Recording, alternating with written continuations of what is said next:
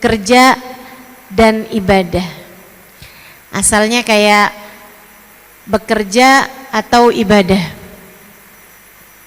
Kemudian bekerja dan ibadah. Kemudian bekerja sama dengan ibadah. Yuk kita bahas pelan-pelan.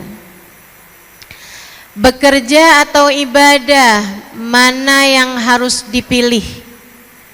Tergantung dari keadaan masing-masing. Seorang istri yang dinafkahi secara cukup oleh suaminya, sementara ia memiliki anak-anak yang sangat memerlukan perhatian, kasih sayang, dan juga dekapan, dan suaminya memberikan semua kebutuhan-kebutuhan secara materi kepada istri dan anak-anaknya, perempuan semacam ini ibadah mengurusi keluarganya di rumah jauh lebih baik daripada bekerja. Saudaraku sekalian saya muliakan, akan tetapi wanita yang menanggung nafkah keluarga karena tidak ada suaminya, atau menanggung nafkah bagi dirinya sendiri karena orang tuanya berada dalam keadaan tidak memungkinkannya untuk menanggungkan nafkah baginya, apalagi jika dia harus pula menanggung nafkah bagi orang tuanya, apalagi jika dia harus menafkahi anak-anaknya dalam keadaan tidak ada suaminya atau suaminya tidak memberikan nafkah bagi mereka, maka yang demikian bekerja lebih baik daripada berdiam atau tidak melakukan pekerjaan, melainkan sibuk untuk beribadah secara di rumah.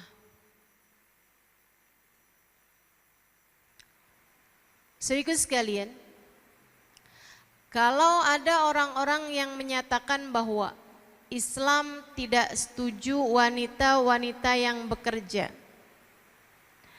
apalagi doktrin-doktrin semacam Islam mendiskriminasikan kaum wanita, melarang mereka untuk bekerja, sehingga akhirnya banyak perempuan-perempuan yang hidup di bawah garis kemiskinan tidak mampu untuk membiayai kehidupan, menjadi tanggungan dan beban bagi keluarganya, apalagi jika ia telah memiliki anak dan sekarang menjadi janda misalnya. Ucapan-ucapan yang seperti itu sangat tidak bertanggung jawab, apalagi mengingat bahwa wanita salehah yang menjadi pilar agama ini, bahkan yang ditakdirkan Allah sebagai orang pertama yang masuk ke dalam agama Islam, yaitu Sayyidah Khadijah bintu Khuwailid, istri baginda kita Nabi besar Muhammad sallallahu alaihi wasallam, adalah seorang wanita yang bekerja. Jangan lupa itu. Sayyidah Khadijah, suri tauladan kita. Sayyidah Khadijah, Ummul Mukminin, ibu bagi semua orang yang beriman.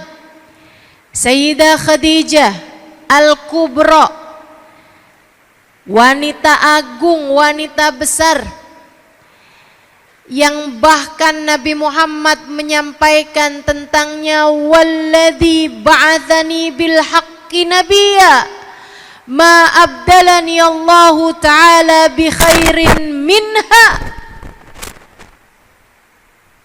innaha amanat bihina kafara biyan nas wa a'tatni min maliha hina haraman yan nas wa razaqani minhal aulad duna ghairiha.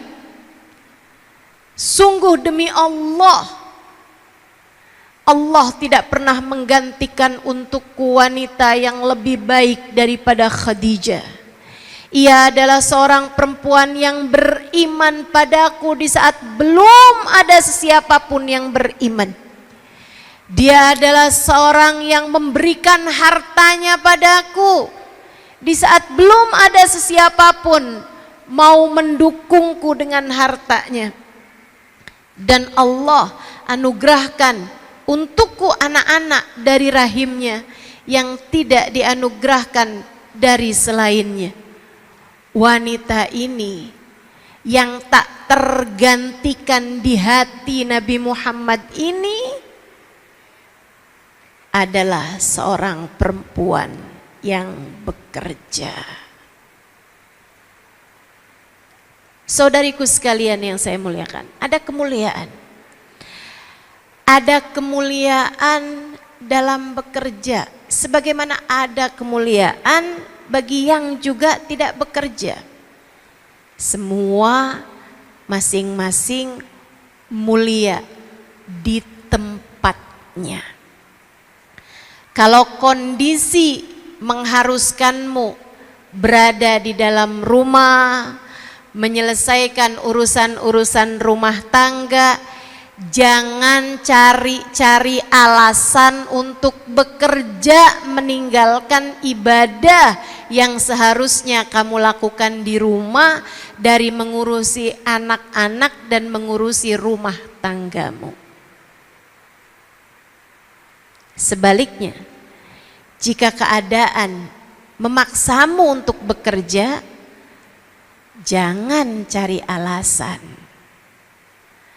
Apalagi dengan mengatasnamakan agama. Untuk kamu bermalas-malasan dan kamu bilang bahwa wanita biarkan sajalah di rumah tidak bekerja, kami akan sibuk beribadah. Kemudian kamu sibuk meminta-minta kepada orang lain dan mengatasnamakan kemalasanmu tersebut untuk bekerja sebagai sebuah bagian dari ibadah. Enggak gitu. Semuanya baik, semuanya mulia asal diletakkan di tempat masing-masing. Karenanya, lihat dirimu itu. Sebenarnya saya bagusan kerja apa bagusan ibadah? Itu masing-masing tahu. Yang gak bagus itu ngikutin hawa nafsu. Dalam hidup kita ini yang gak bagus selalu mengikuti hawa nafsu. Suaminya mencukupinya, keluarganya mencukupinya, ada anak-anak kecil-kecil yang memerlukan kasih sayangnya. Tapi kan buat apa saya sekolah tinggi-tinggi kalau ujungnya tetap juga ada di dapur, kalau ujungnya tetap juga saya nyuapin anak-anak, ujungnya tetap juga saya sibuk untuk, mohon maaf, menceboki anak-anak, membersihkan kotoran anak-anak. Lebih baik saya bekerja, saya meninggikan karir saya sudah sekolah tinggi-tinggi, untuk apa saya melakukan hal-hal rendah semacam ini? Bu, bukan rendah pekerjaannya, yang rendah adalah cara berpikirmu tentang hal itu. Kita punya gambaran tentang perempuan yang di rumah mengurusi keluarganya. Sayyidah Fatimahuz Zahra, putri baginda kita Nabi besar Muhammad sallallahu alaihi wasallam. Kurang mulia apa Sayyidah Fatimah? Mulia. Mulia Sayyidah Fatimah. Ia hanya sibuk dengan ibadah antaranya dengan Allah Subhanahu wa taala. Ia sibuk mengurusi urusan-urusan suami dan anak-anaknya. Akan tetapi bukan berarti ia tak peduli dengan keadaan umat dan dakwah Islam. Sebab saat mata yang lain terpejam dalam tidur-tidur nyenyak mereka, Sayyidah Fatimah menggelar sejadahnya, bersimpuh di mihrabnya, sujud panjang, ruku berdiri panjang, menghadap Allah Subhanahu wa taala dalam rokaat-rokaat tahajudnya, menengadahkan tangan, mendoakan umat Islam, umat ayahnya Nabi besar Muhammad sallallahu alaihi wa ala alihi wa sahbihi wasallam. Ya Allah, sayangilah umat ini ya Allah. Ya Allah, rahmatilah mereka ya Allah. Ya Allah, ampunilah dosa mereka ya Allah. Mudahkanlah urusan mereka ya Allah. Ya Allah. Ya Allah. Ada kemuliaan bagi wanita yang sibuk beribadah, ada kemuliaan bagi wanita yang sibuk bekerja jika keduanya tidak mengikuti hawa nafsu. Ada kemuliaan pada wanita yang berdiam diri dalam rumah beribadah. Ada kemuliaan bagi wanita yang keluar rumah untuk bekerja. Yang tidak mulia adalah perempuan-perempuan yang menyibukkan diri untuk bermaksiat kepada Allah Tuhannya.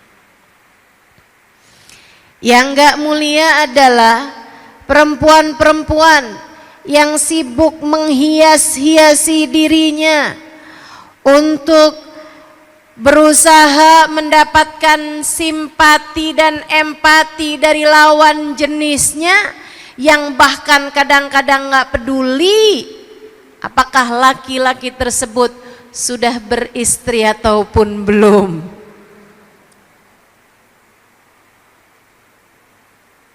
Yang gak mulia perempuan-perempuan yang sibuk memperbanyak dosa. Semuanya baik selagi kamu tempatkan diri sesuai dengan porsinya. Semoga Allah selalu bimbing kita. Amin. Semoga Allah selalu membimbing kita. Semoga Allah selalu membimbing kita. Itu kalau ditanya ibadah atau bekerja. Sekarang kalau kita bahas mengenai ibadah dan bekerja, saudaraku sekalian yang saya muliakan, ingat ucapan baginda kita Nabi besar Muhammad kepada seorang sahabatnya, yang mana sahabatnya ini, sahabat Ansor ini, ada seseorang yang bersahabat atau dipersaudarakan dengan Abdullah ibn Rawahah. Di awal-awal Islam ketika baru hijrah orang Mekah ke Madinah, hal pertama yang dilakukan Nabi mempersaudarakan kaum Ansor, orang Madinah, dengan orang Mekah, disaudara-saudarakan. Sampai beneran jadi kayak saudara gitu, dipersaudarakan dalam Islam. Nabi Muhammad sendiri yang mempersaudarakan mereka. Si fulan, kamu saudaraan sama ini ya. Si ini, kamu persaudaraan sama ini. Itu teman-teman saudaraku sekalian, hukum dipersaudarakan sama Nabi Muhammad di mata Allah bahkan lebih kuat daripada persaudaraan yang tersebab darah sekalipun. Satu kandung ama satu tangan dipersaudarakan sama Nabi lebih kuat yang dipersaudarakan sama Nabi. Abdullah bin Rawaha satu waktu mengunjungi saudaranya ini yang telah dipersaudarakan sama Nabi, ketemu sama istrinya sebelum turut ayat hijab tentu saja. Istrinya terlihat istri saudaranya ini, karena istri saudara itu ipar. Ipar itu bahkan yang saudara kandung sekalipun ipar bukan mahram. Tentu yang dipersaudarakan sama Nabi Muhammad ipar juga bukan mahram. Tapi ini belum turun ayat hijab sehingga dia membuka wajahnya di hadapan Abdullah ibn Rawaha. Abdullah lihatnya, ya ampun kak, kakak kok begini amat kak di rumah, nggak dandan, nggak mandi, tampangnya kucel, kumus, tampangnya bener-bener nggak terawat gitu, kelihatan banget nggak ngurusin badan, mukanya nggak dirawat, nggak wangi, bahkan cenderung bau macem-macem. Bukankah suami kakak ada di rumah? Si istri tersebut menjawab, dia bilang, ya kayak nggak tahu aja saudara kamu tuh, ada nggak ada saya kayak nggak ada bedanya. Saya ada seperti nggak ada. Dia itu kalau malam sholat nggak tidur sama sekali, kalau siang puasa nggak pernah sentuh saya sama sekali. Saya cuman yang bagian masak, nyiapin dia buka, masaur. Dia bahkan tidak melirik saya dari ujung matanya. Apa yang disampaikan perempuan ini diadukan oleh Abdullah bin Rawaha kepada Nabi Muhammad sallallahu alaihi wasallam. Ya Rasulullah, faqad zurtu akhi fillah.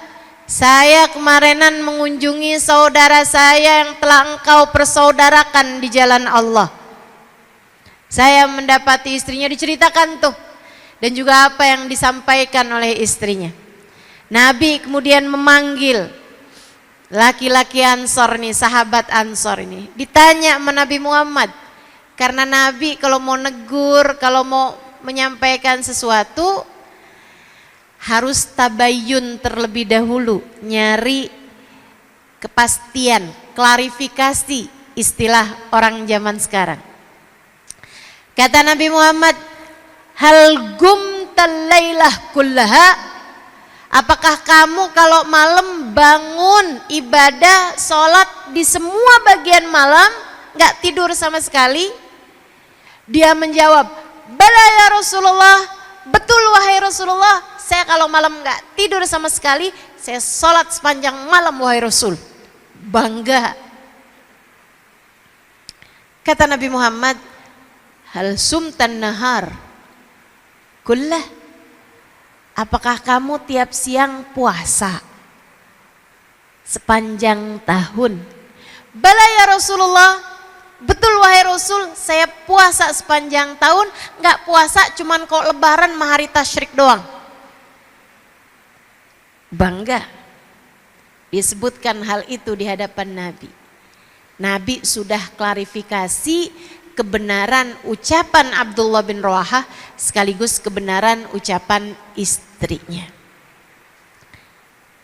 Apakah kamu tidak pernah mendatangi istrimu? Tidak wahai Rasulullah. Gak pernah berhubungan intim sama istrinya lagi sejak mulai mengenal Islam. Nabi kemudian berkata, innama ana atqakum walakinni agum wa anam walakinni asum wa aftur walakinni atazawwajun nisa. Kata Nabi, sesungguhnya saya adalah yang paling bertakwa di antara kalian. Artinya saya yang paling tahu jalan menuju surga, saya yang paling tahu jalan menuju Allah Subhanahu wa taala, saya yang paling ngerti beragama ini yang terbaik caranya kayak gimana. Walakinni agum wa anam, tapi saya di waktu malam ada tidurnya, panjang bangunnya. Ada tidurnya, ada bangunnya, kata Nabi. Ada tidurnya, ada sholatnya. Akan tetapi saya, kata Nabi, ada hari-hari saya berpuasa, ada hari-hari saya nggak puasa. Akan tetapi saya, kata Nabi Muhammad, menikah dan berhubungan intim dengan istri saya. Laki-laki tersebut menyadari kesalahannya. Kemudian ia berkata, jadi bagaimana saya seharusnya wahai Rasul? Dengarkan ini. Kata Nabi Muhammad, carilah akhirat yang tidak membahayakan duniamu, carilah dunia yang tidak membahayakan akhiratmu. Silahkan kamu ibadah cari akhirat, tapi dunia jangan gak keurusan. Apalagi kalau kamu punya suami, punya anak-anak. Apalagi kalau kamu masih tinggal sama orang tua, masih tinggal sama saudara. Ada hak-hak mereka dalam diri kita yang harus kita penuhi. Carilah duniamu yang tidak membahayakan akhiratmu, carilah akhiratmu yang tidak membahayakan duniamu. Kalau kamu harus bekerja, silahkan, tapi jangan membahayakan urusan akhiratmu. Kerja kok sampai harus buka-buka aurat, itu membahayakan akhiratmu. Kerja kok sampai harus berdua-duaan dengan laki-laki yang bukan mahram, itu membahayakan akhiratmu. Kerja kok sampai sholatnya dikumpul-kumpulin, dijamak-jamak tanpa ada sebab yang dibenarkan, itu membahayakan akhiratmu. Kerja tapi sampai enggak sempet baca zikir, enggak sempet baca Quran. Kerja sampai enggak pernah bangun malam, enggak pernah sholat duha. Kerja yang demikian membahayakan buat akhiratmu. Karenanya bekerja dan beribadah keduanya harus sama-sama seimbang. Keduanya harus seperti dua sayap bagi seekor burung, jangan timpang di satu sisinya, kamu akan terjatuh. Maka untukmu yang harus bekerja, silahkan bekerja. Akan tetapi sekali lagi ku sampaikan padamu, jangan tinggalkan Allah dalam pekerjaanmu. Jangan tinggalkan agama dalam pekerjaanmu. Jangan tinggalkan Islam dalam pekerjaanmu. Jangan tinggalkan Nabi Muhammad dalam pekerjaanmu, sebab meskipun kamu bekerja, kamu adalah hamba Allah. Hanya kepadanya kamu kembali, dan hanya dialah satu hakikatnya, sang pemberi rezeki. Silahkan bekerja, tapi kamu jangan pernah lupa, kamu adalah seorang muslimah, kamu adalah seorang mukminah, kamu adalah umat Nabi Muhammad sallallahu alaihi wasallam. Jangan sampai sibukmu memikirkan kemapanan hidup di dunia membuatmu lupa tentang memikirkan kemapanan hidup akhirat. Sekali lagi, jangan sampai sibukmu memikirkan rumahmu, kendaraanmu, apa yang kamu makan di dunia membuatmu terhalang dengan kebahagiaan yang sejati yang seharusnya kamu kejar dari sejak kamu masuk ke dalam kuburan.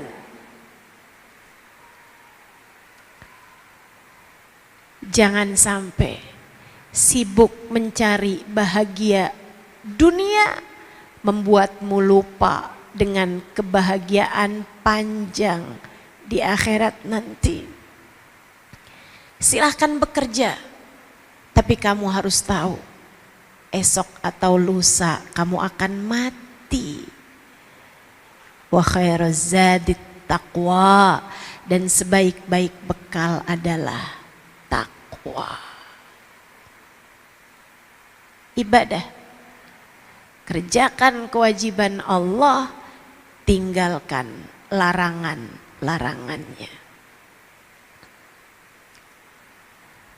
Jangan sampai sibukmu nyari hidup yang enak bikin kamu lupa untuk mencari akhirat yang enak. Insya Allah. Bekerja dan ibadah. Sekarang yang terakhir, bekerja sama dengan ibadah. Ada 3 bagian kan tadi?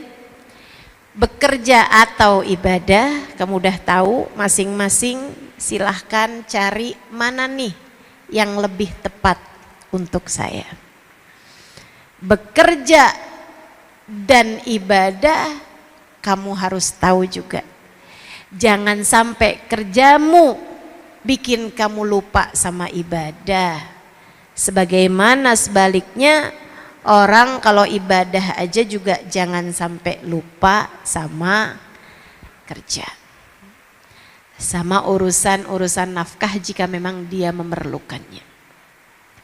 Saudaraku sekalian saya muliakan, yang terakhir saya akan sampaikan kepadamu mengenai, Ustaz aku udah terakhiran aja, kayaknya masih awal dah. Panjang, tenang. Yang terakhirnya nih panjang.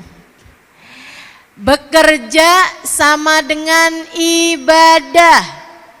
Dengarkan saya ingin mengajarkan padamu agar setiap lelahmu dalam bekerja bernilai pahala di sisinya.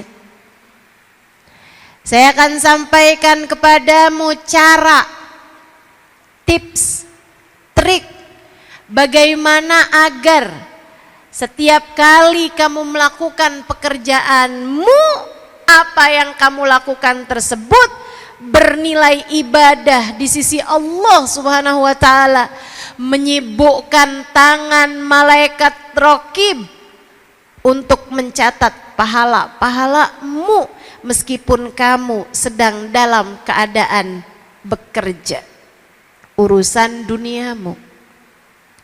Saudara sekalian yang saya muliakan, kerja sama dengan ibadah dengan dua syarat. Yang pertama, harus benar niatnya, sebab innamal a'malu binniyat wa innama likulli imri'in ma nawa.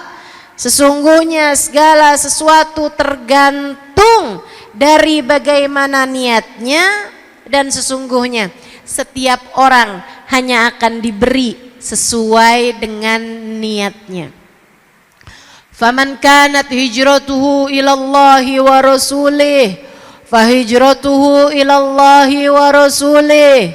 Siapa yang berangkat pergi hijrah dari Mekah ke Madinah, ibadah paling besar pada masa itu adalah pindah kewarganegaraan dari warga negara Mekah menjadi warga negara Madinah. Ninggalin rumah, ninggalin tetangga, ninggalin pekerjaan, ninggalin toko, ninggalin kaum kerabat yang tidak beriman, bahkan meninggalkan pasangan jika tidak seiman. Mereka tinggalkan kota-kota mereka Mekah, berangkat bergerak menuju Madinah. Ibadah apa yang lebih besar daripada itu, saudaraku sekalian?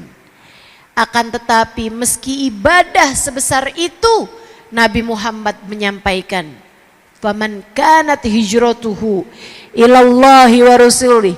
Siapa yang tujuan hijrahnya pengen dapat pahala di sisi Allah, pengen bisa mengerjakan ibadah dengan tenang, sebab di Mekah nggak tenang ibadah. Ada pedang-pedang kaum kafir Quraisy yang sepertinya mengintai di balik tembok-tembok rumah mereka. Mereka meninggalkan Mekah ke Madinah mau nyari ketenangan ibadah. Faman kanat hijratuhu ilallah. Siapa yang hijrahnya karena Allah, ingin dekat dengan Allah, ingin mudah beribadah kepada Allah, ingin tenang hati dalam ibadah kepada Allah, ingin pahala di sisi Allah, ingin berjuang di jalan Allah, wa rasulih, hijrahnya karena Nabi Muhammad, karena ingin dekat dengan Nabi Muhammad. Nabi Muhammadnya hijrah, saya juga hijrah. Karena saya nggak sanggup tinggal di Mekah, tapi Nabi Muhammadnya tidak lagi berada di Mekah, maka saya memutuskan untuk hijrah ke Madinah. Karena cinta saya kepada Nabi Muhammad, karena keinginan saya untuk dekat dengan Nabi Muhammad, karena saya ingin berjuang dalam barisan Nabi Muhammad, karena saya akan terus menjadi tentara-tentara Nabi Muhammad. Faman kanat hijratuhu ilallahi wa rasulih. Siapa yang hijrahnya karena Allah, siapa yang hijrahnya karena Rasulullah, fahijratuhu ilallahi wa rasulih, maka pahala hijrahnya, maka balasan hijrahnya dari Allah dan Rasulnya. Ada pahala dari Allah, ada kedekatan dengan Allah, ada cinta Allah, ada rahmat Allah, ada kebahagiaan akhirat Allah siapkan bagi mereka, ada surga sebagai balasan. bagi mereka. Wa rasuli, hijrahnya untuk Rasulullah, maka ada balasan kedekatan dengan Rasulullah, ada balasan cinta dari Rasulullah, ada balasan kebersamaan kelak dengan Rasulullah, dunia sampai akhirat. Sebaliknya, faman kanat hijratuhu lid-dunya yusibuha, siapa yang hijrahnya melulu kepengen dapat dunia, hijrahnya nggak ada Allah-Allahnya, nggak ada Rasulullah-Rasulullahnya. Ngapain kamu ikutan berangkat nih? Orang-orang pada sibuk berangkat dari Mekah ke Madinah, kamu ikutan? Iya nih, kerja di Mekah nggak hasil-hasil, bangkrut mulu. Siapa tahu dah kalau dagang di Madinah nih, siapa tahu kurang banyak saingan, mudah-mudahan nih laku. Saya waktu di Mekah nih nggak pernah sempet punya rumah, harga tanahnya mahal. Kali-kali dah kalau ikutan berangkat hijrah ke Madinah, ntar Nabi Muhammad boleh kali nyariin saya rumah. Nabi Muhammad boleh kali nyariin saya tanah.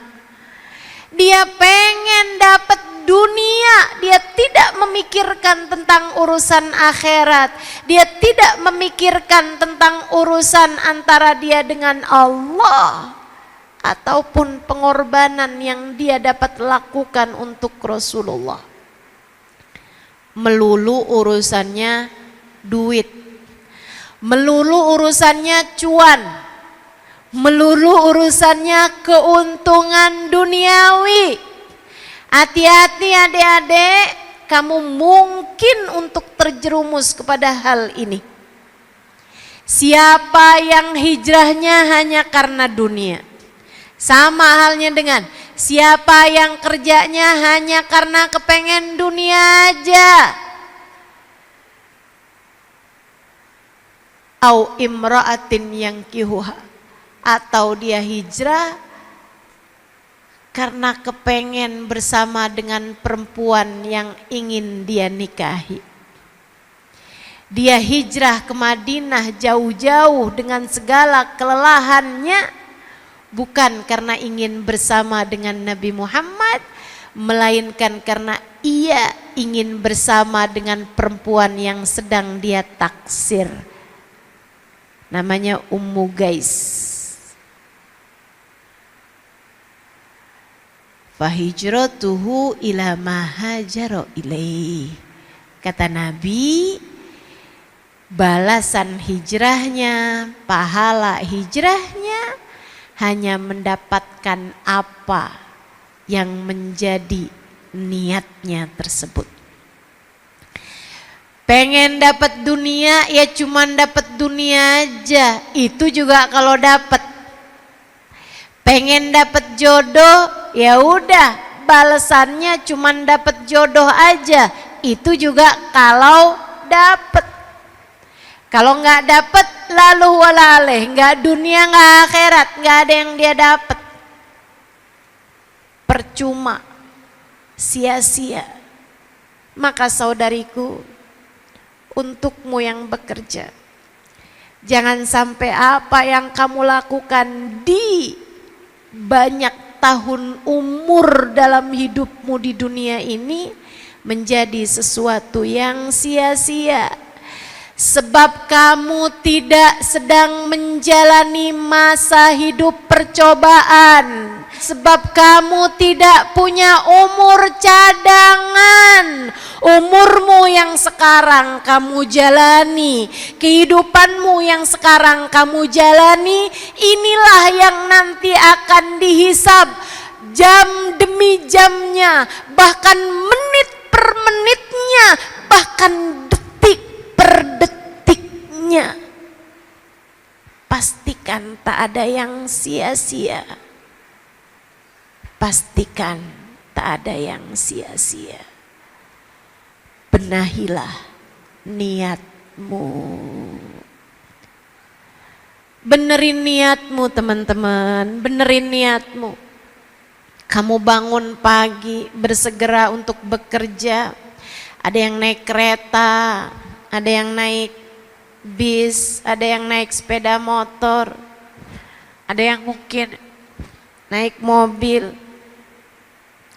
Kamu sibuk, berapa jam dari waktumu yang kamu gunakan untuk bekerja? Dan alangkah sedihnya jika saat kamu menghadap Allah Subhanahu wa Ta'ala, kamu ternyata tidak membawa bekal yang cukup untuk menghadap kepadanya. Karena begitu panjang waktumu untuk bekerja yang tidak bernilai ibadah. Jangan sampai kamu jadi kayak begitu. Sebab kalau kamu jadi yang kayak begitu, maaf ya, ini kerjaan bukan cuma untuk kerja orang yang kerjanya di perusahaan-perusahaan seperti dirimu ini. Tapi semua pekerjaan, mohon maaf, bahkan yang menjadi guru, bahkan yang bekerja menjadi ustazah di pesantren-pesantren, bahkan yang membangun pondok pesantren sekalipun, jika tujuannya bukan Allah dan Rasulnya, bersiaplah untuk kecewa. Bahkan yang kerjanya seperti saya misalnya, pegang mic di hadapanmu seperti ini, jika tujuanmu bukan Allah dan Rasulnya, apapun yang kamu kerjakan, bersiaplah untuk kecewa. Jika tujuanmu melulu uang, jika tujuanmu melulu keuntungan duniawi, jika tujuanmu adalah jabatan, nama baik, citra, jika tujuanmu hanya semacam itu, bersiaplah untuk kecewa.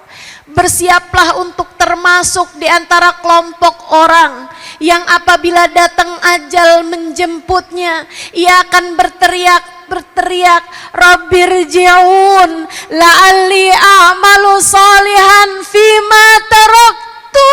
Ya Allah, kembalikan aku ke dunia, aku akan kerjakan ibadah yang sempat aku tinggalkan.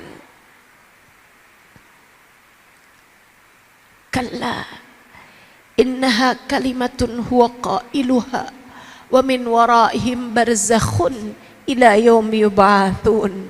Allah mengatakan enggak ada, itu hanyalah ucapan kosong belaka, tidak akan pernah aku ijabah. Itu hanyalah sekedar kata-kata yang tak pernah aku kabulkan. Waktu hidupmu di dunia telah habis, kamu gunakan untuk sekedar mencari keuntungan-keuntungan duniawi. Kamu lupa bahwasanya kepada akulah kamu seharusnya kembali. Kamu lupa hidupmu dariku, dan hanya kepada aku tempatmu kembali. Wa min waraihim barzakh.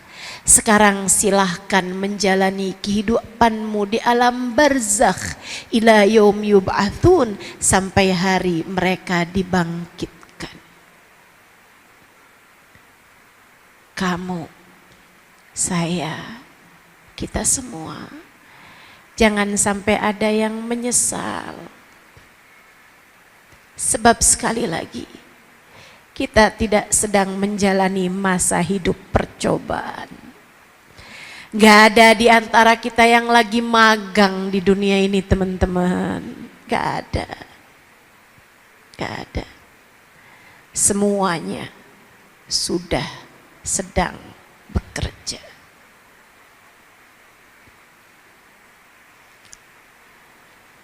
Niatnya benerin. Niatnya benerin. Niatnya buat apa? Ustazah? Satu, niat nyari rezeki yang halal.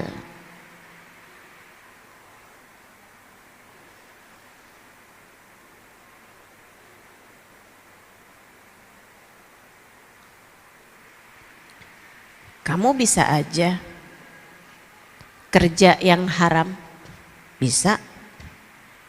Kita semua bisa kerja yang haram. Deketin laki-laki berduit, modalnya palingan lipstick, make up, baju seksi, murah modalnya. Agak mahalan dikit mungkin operasi plastik, naikin hidung biar nggak mancung ke dalam.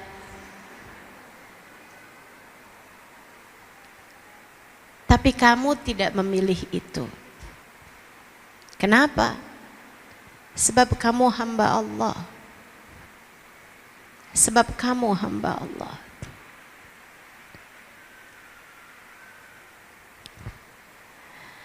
Atyab ma ya'kuluhul insan min kasbiyadih. Kata Nabi Muhammad alaihi wasallam, rezeki paling halal adalah dari apa yang diperbuat oleh tanganmu. Hasil kerjamu, upah dari pekerjaanmu, bayaran atas apa yang telah kamu lakukan dengan tanganmu. Atyab ma ya'kuluhul insan min kasbiyadih. Niatmu mencari rizki yang halal. Wabtaghu indallahir rizqa. Kata Allah dalam Al-Quran, carilah rezeki yang halal dari Allah Subhanahu wa ta'ala. Niatmu yang kedua, kamu bekerja untuk dapat menghidupi, memberi penghidupan untuk dirimu dan juga orang-orang yang kamu tanggung. Menafkahi dirimu dengan rizki yang halal membuatmu terhormat, teman-teman. Sebab Islam tidak pernah merestui pengemis. Islam tidak pernah menyukai orang yang minta-minta. Itu adalah sehina-hina apa yang dapat dikerjakan oleh seseorang. Sampai Nabi Muhammad bilang, kalau ada orang naik kuda, kuda itu binatang paling mewah. Kalau ibarat sekarang kalau ada orang naik Mercy, kemudian turun dari Mercy-nya dan minta kepadamu, kasih. Ada orang turun dari kudanya, kemudian dia meminta kepadamu, kasih. Kenapa gitu Rasul? Sebab ia telah menghinakan dirinya dengan meminta-minta. Jangan hinakan lagi dia dengan tidak diberi. Pekerjaan paling hina, kalau sampai kamu datang mengetuk rumah saudaramu, terus kamu bilang sambil gosok-gosok dengkul, Kak atau Bang, uang SPP sekolah naik, atau beras di rumah udah hampir habis. Maka kamu bekerja agar tidak meminta-minta. Kamu niat untuk itu.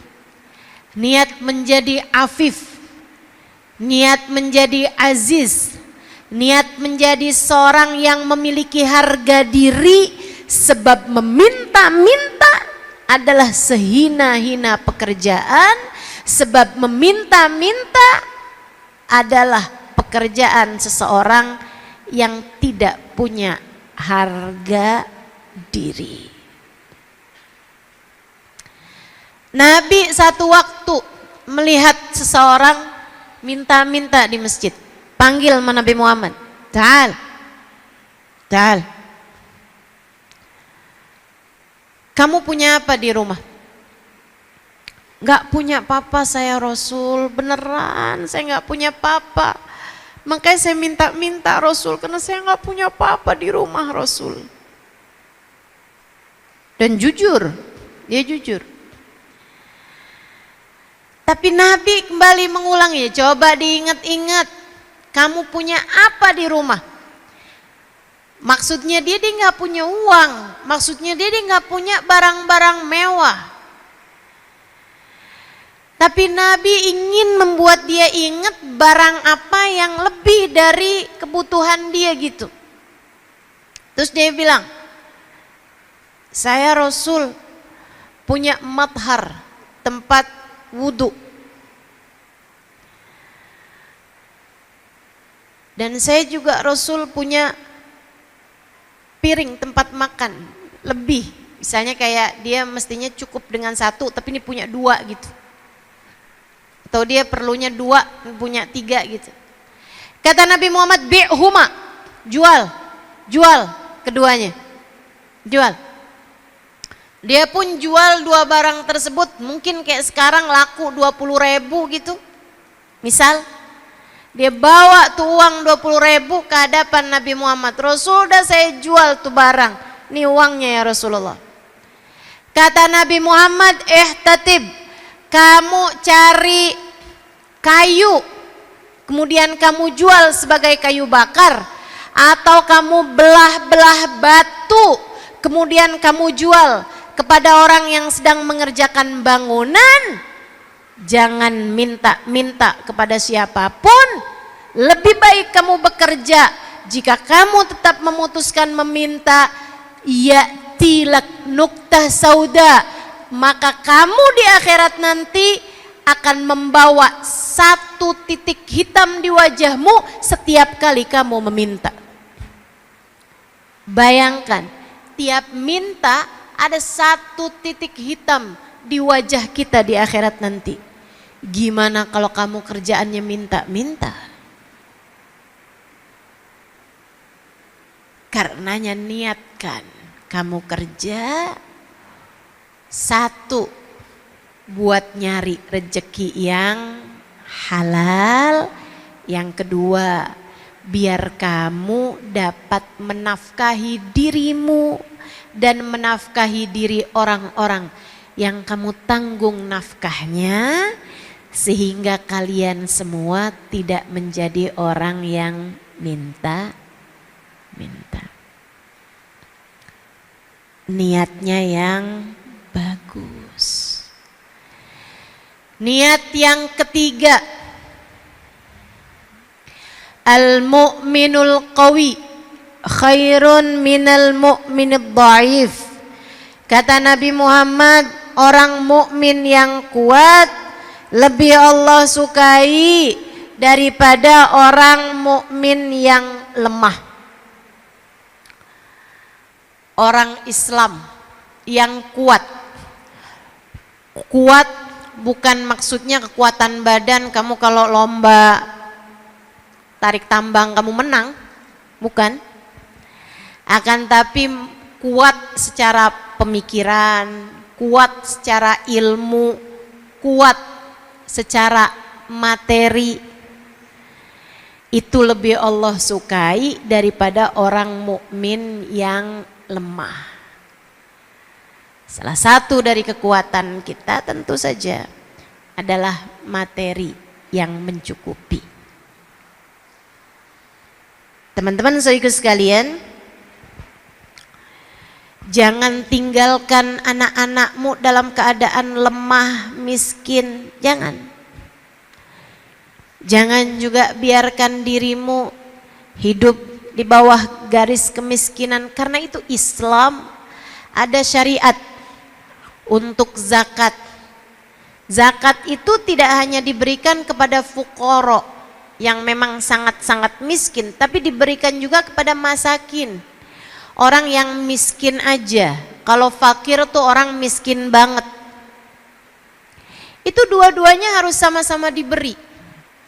Kalau orang yang miskin banget dikasih zakat, tujuannya biar dia naik jadi miskin aja, enggak miskin banget. Kalau orang miskin aja tetap dikasih zakat, tujuannya biar apa? Biar dia naik dari garis kemiskinan menuju kepada kecukupan. Bagaimanapun orang mukmin yang kuat secara ekonominya lebih baik, sebab dia dapat membantu yang lemah-lemah. Itu sebabnya saya minta kamu semuanya ketika bekerja juga meniatkan sebagian dari upah kerjamu, walaupun sangat sedikit nggak apa-apa, walaupun sangat sedikit nggak apa-apa, tapi biarkan tetap ada untuk sedekah. Sebab itu menjadikanmu orang mukmin yang kuat. Al-yadul ulya khairun minal yaddis sufla. Tangan yang di atas lebih baik daripada tangan yang di bawah. Artinya orang yang memberi harta, memberi ilmu, nah itu jauh lebih baik daripada orang yang menerima itu semuanya. Saudara sekalian yang saya muliakan, belajar buat menyisihkan. Enggak harus misalnya 5%, apalagi 10%, kebanyakan. Mulai aja dari seukuran zakat 2,5% dari apa yang kamu jadi uang gajimu itu, sebagiannya kamu pakai untuk bersedekah. Begitu. Insya Allah. Saya niat kerja saya ini biar saya bisa bantu orang. Saya niat dengan kerja saya ini saya bisa jadi bantu anak-anak saya untuk sekolah di sekolah yang bagus, untuk pondok pesantren, untuk bisa bayar sama guru-gurunya, untuk bisa beliin kitabnya, untuk bisa beliin keperluan-keperluannya. Orang mukmin yang kuat lebih baik daripada mukmin yang lemah. Itu niatmu dalam beribadah. Insya Allah. Sekarang kita akan bahas mengenai caramu dalam bekerja. 1, jangan tinggalkan kewajibanmu kepada Allah. Kerja silahkan, tapi sholat jangan sampai tertanggalkan. Kamu kerja silahkan, tapi jangan sampai sholatnya kamu tinggalkan. Guru saya Sayyidil Habib Umar bin Hafid menyampaikan, dengerin ini penting. Kalau kerja membuat kamu meninggalkan yang wajib, uang yang kamu dapat tidaklah uang yang halal. Nanti uangnya hanya akan terpakai untuk kemaksiatan dan dosa-dosa. Hati-hati. Katanya Habib Umar bin Hafid seperti itu. Kalau ada pekerjaan membuatmu meninggalkan perintah Allah Subhanahu wa taala, maka tidak ada kehalalan dalam apa yang kamu dapatkan tersebut. Beliau kemudian melanjutkan, jika pekerjaanmu membuatmu meninggalkan perkara sunnah yang biasa kamu lakukan, maka tidak ada keberkahan pada uang kamu tersebut. Dulu sebelum punya toko, sholat tahajud nggak tinggal, sholat duha nggak tinggal, misalnya. Atau kamu nih sebelum kerja di perusahaan ini, sholatmu rapi, habis selesai sholat ada zikirnya, subhanallah 33 kali, alhamdulillah 33 kali, Allahu Akbar 33 kali. Kamu berdoa, kamu baca ayat kursi, Masya Allah. Begitu kamu mulai kerja, jangankan zikir sesudah sholat, kadang-kadang belum salam aja udah buru-buru berdiri, salam buru-buru, sholatnya udah kayak capung cebok kata orang itu ya, cepet banget gitu, cepet banget sholatnya, ruku, i'tidal, sujud cepet banget. Tanya sama orang, kamu kok sholat cepet banget? Iya udah hafal.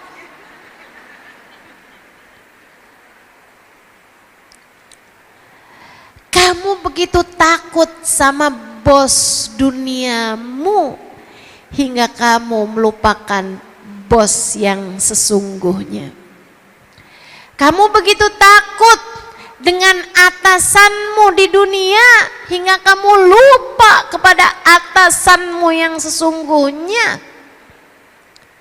Kamu begitu takut sama pemilik perusahaanmu. Kamu takut diberhentikan dari pekerjaan, membuatmu tidak takut diberhentikan, diusir dari rahmat pemilik dunia dan seisinya. Hati-hati, hati-hati. Yuk belajar, kerja, tahajud jangan tinggal. Kerja, duha jangan tinggal. Kerja silahkan kerja, zikir-zikirmu jangan tinggal. Kerja boleh aja, sholawatanmu semestinya juga jalan terus, insya Allah. Jelas? Setuju? Mau diamalkan? Nomor 1. Nomor 2, caramu bekerja, jangan karena pekerjaanmu kamu mengerjakan hal yang diharamkan Allah. Tetaplah istiqomah di jalan Allah. Kalau gara-gara pekerjaan kamu jadi mengerjakan yang haram, tinggalkan pekerjaanmu. Kak, tinggalkan pekerjaanmu. Dek, cari kerjaan yang lain. Tenang, Allah punya berjuta-juta cara untuk memberi rezeki kepada hamba-hambanya. Kalau pekerjaanmu membuatmu jadi mengerjakan yang haram, kerjaan kamu bikin kamu gimana ya Ustazah, nggak boleh pakai jilbab. Kerjaan saya nih bikin saya harus pakai seragamnya rok mini. Saya udah bilang, tapi nggak di approve juga, nggak disetujui juga. Ya udahlah Ustazah, habisnya gimana ya? Susah sih, biar aja dah. Lagian juga saya mah badannya juga kurang seksi Ustazah, kayaknya nggak ada yang naksir juga sama saya. Nggak gitu. Urusannya bukan antaramu sama orang, urusannya antaramu sama Allah subhanahu wa ta'ala jalla jalaluhu wa ta'ala azamatuh. Jangan sampai karena pekerjaanmu kamu mengerjakan hal-hal yang diharamkan Allah. Jangan. Ustazah, saya ini kan bagian pembukuan. Itu sering banget dah Ustazah diminta buat nulisin anggaran yang sebenarnya nggak ada, fiktif gitu Ustazah. Gimana ya Ustazah? Kalau nggak nurut ntar saya dikeluarin. Kalau saya nurut kan haram ya Ustazah. Itu nanti biasanya Ustazah saya tuh juga dikasih bonus. Sayang nggak sih sama bonusnya? Jangan tertarik sama yang haram. Ketika Allah melihat dirimu tertarik pada yang haram, Allah akan mencabut darimu keberkahan dari yang halal. Allah akan mencabut darimu kenikmatan dari yang halal. Jangan teman-teman, jangan tertarik sama yang haram. Jangan tertarik sama yang haram. Yuk jagain, yuk hati-hati.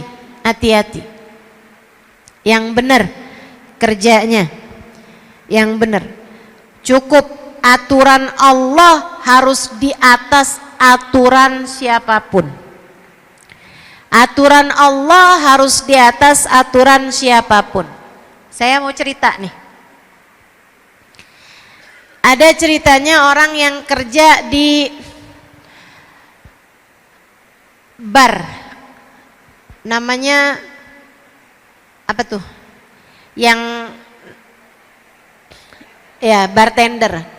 Yang ngeracik-ngeracik minuman haram ya. Minuman beralkohol, diracik-racik. Kerja di Mesir, di sebuah hotel di Mesir. Sebuah hotel bintang 5 di Mesir. Ada barnya. Dia kerja di situ. Dia sholat. Dan dia bahkan nggak minum. Minuman keras tersebut dia nggak minum. Cuman dia memang bisa gitu ngerjain itu semuanya. Jadi dia hari-hari kerjaannya gitu. Kemudian di hotel tersebut juga ada banyak hal-hal haram lainnya. Bikin party, bikin ya dengan minuman keras, dengan perempuan-perempuan seksi, dengan segala macam lah yang haram-haram. Ada judi, ada macam-macam. Di hotel-hotel tersebut juga lengkap dengan hiburan-hiburan yang banyak terdiri dari hal-hal yang diharamkan. Satu waktu Syekh Mutawalli Sya'rawi datang ke sana. Ini cerita saya dengar dari seorang syekh, salah satu dari ulama yang ada di Jordan, namanya Syekh Aun Al-Qudumi. Dia satu waktu ada ceramah di YouTube yang saya dengerin gitu. Maaf ya dalilnya dari YouTube. Tapi ini saya kenal sama beliau. Syekh Aun Al-Qudumi ini salah satu dari orang yang juga berguru kepada Sayyidil Habib Umar bin Hafid, guru saya, guru kami, guru kita semua ya. Syekh Aun cerita, kata Syekh Aun, saya ada ketemu sama seorang manajer di Mekah, seorang manajer hotel di Mekah. Kami bincang-bincang, dia cerita saya aslinya dari Mesir. Kemudian dia pun cerita hal itu. Dia bilang, Saya waktu itu kerja jadi manajer di sebuah hotel bintang 5 di Mesir. Tapi hotelnya ini adalah hotel yang memang menyediakan banyak barang-barang haram dan banyak fasilitas-fasilitas haram. Termasuk diantaranya ada bar yang sangat besar dan sangat diminati orang. Bartendernya itu orang yang cukup benar menjalankan ibadah, dia sholat, dia sholawatan gitu. Dia bilang, dan dia juga cinta sama ulama, bartendernya nih. Satu waktu hotel kami kedatangan Syekh Mutawalli Sya'rawi, salah satu ulama terkemuka pada zamannya, ahli tafsir yang saya sering dengerin kajian tafsir beliau. Beliau sekarang sudah meninggal dunia. Tapi masih banyak tuh kajian-kajian beliau yang juga di-upload di YouTube ya. Sehingga sering saya dengarkan, seorang dengan ilmu, kapasitas keilmuan yang luar biasa. Salah satu dari kawan, salah satu dari orang-orang yang juga dekat dengan guru kami Al-Habib Umar bin Hafiz. Syekh Sya'rawi datang ke hotel tersebut. Waktu beliau mau keluar dari hotel, dia disamperin, didatengin oleh bartender tadi nih. Dia bilang, Syekh, maafkan saya Syekh, saya mau bertanya kepadamu satu pertanyaan yang sangat penting, mengganjal diri kami. Apa kata Syekhnya? Silahkan tanya. Dia bilang, saat itu saya ada di situ juga. Karena saya penasaran, saya pun mendekat. Dia bilang, Syekh, bukankah rezeki itu dijamin sama Allah? Tapi saya ini Syekh, sekarang ini kerja jadi orang yang meracik minuman keras. Saya jadi ngerjain barang-barang haram nih Syekh. Kan rezeki kan udah ada jaminannya ya Syekh. Tapi saya kerjaan ini kerja yang haram kayak gini gimana nih Syekh? Syekh kemudian bilang, kamu itu kalau mau datengin jawab syarat, kamu harus kerjakan dulu syaratnya. Kalau kamu mau dapat sesuatu yang ada syaratnya, ya kamu harus penuhi dulu persyaratannya. Allah bilang dalam Al-Quran, yarzuqhu min haitsu la yahtasib. Allah akan kasih orang yang beriman dari rizki yang dia tidak sangka-sangka. Allah kasih rezeki kepada orang mukmin bahkan dari arah yang tidak disangka-sangka. Tapi ada syaratnya. Apa syaratnya Syekh? Ayatnya kan ada depannya tuh kata Syekhnya. Man yattaqillah yaj'al lahu makhraja wa yarzuqhu min haitsu la yahtasib. Siapa yang bertakwa kepada Allah, maka Allah akan beri kepadanya jalan keluar dalam setiap permasalahan dan akan diberi oleh Allah Subhanahu wa taala rezeki bahkan dari arah yang tidak dia sangka-sangka. Kamu kalau kepengen dikasih rezeki sama Allah, kamu kalau kepengen setiap permasalahanmu dikasih jalan keluar, maka kamu harus penuhi persyaratannya yang di depan itu, yaitu jadilah bertakwa, tinggalkan yang haram, jalanin yang diperintahkan. Kerjakan semua yang diperintahkan Allah, tinggalkan yang haram. Jadi saya harus tinggalkan pekerjaan saya ya Syekh. Syekhnya senyum kemudian jalan. Malam itu juga si bartender resign, keluar dari pekerjaannya. Katanya si manajer tadi itu, saya nih iman saya nggak kuat. Saya udah dikasih dengar keterangan itu dari Syekh Mutawalli Sya'rawi, dari Syekh Sya'rawi. Tapi saya nih katanya hati saya belum kuat juga ngerjainnya. Jadi akhirnya saya kemudian tungguin. Dia bilang, saya tungguin aja. Saya tungguin sampai saya juga nggak enak hati gitu juga. Akhirnya saya mulain tuh lamar-lamar pekerjaan-pekerjaan, nggak ada yang hasil. Dia bilang 3 bulan kemudian bartender temen saya itu, dia bilang datang ke hotel dengan bawa mobil. Saya tanya sama dia, itu mobil siapa? Mobil atasan kamu? Dia bilang enggak, mobil saya. Dia bilang sesudah saya kerjakan apa yang Syekh Sya'rawi sampaikan, Allah gantikan pekerjaan haram saya dengan pekerjaan halal yang jauh lebih berkah sampai saya akhirnya bisa kebeli mobil. 3 bulan aja. Dia bilang hari itu juga saya resign dari pekerjaan saya, baru sesudah itu saya lamar-lamar pekerjaan. Subhanallah, saya dapatnya hotel yang tepat berada di depan Masjidil Haram, sehingga memungkinkan saya untuk berulang-ulang kali berangkat menuju kepada umroh ataupun sholat di Masjidil Haram. Masya Allah. Jadi teman-teman saya sekalian, kerjakan perintah Allah. Yang pertama itu kan ya, jangan sampai pekerjaan membuatmu meninggalkan perintah Allah. Kemudian jalani itu tadi, tinggalkan apa yang diharamkan oleh Allah Subhanahu wa taala. Yang keduanya, kemudian yang terakhirnya, tetaplah berada dalam jalan cinta. Tetaplah sayangi umat Islam, bekerjalah dengan sepenuh cinta, bekerjalah dengan sepenuh cinta.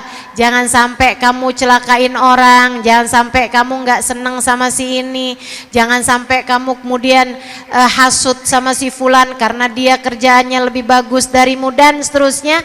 Hal-hal yang semacam itu dapat menjadikan pekerjaan yang semestinya kamu dapat dengan cara yang berkah, uangmu berkah, bernilai ibadah pekerjaanmu, akhirnya jadi menggugurkan apa yang sudah, pahala yang sudah kamu dapatkan karena kamu nggak sayang sama teman-teman kamu yang dalam pekerjaan, atau membuatmu jadi kehilangan kasih sayang kepada orang-orang yang ada di sekitarmu.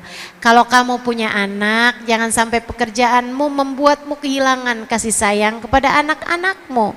Kalau kamu punya suami, jangan sampai pekerjaanmu membuatmu kehilangan kasih sayang kepada suamimu. Kalau kamu masih pada punya orang tua, jangan sampai pekerjaanmu membuatmu kehilangan kasih sayang kepada orang tuamu. Tetaplah berada dalam jalan cinta.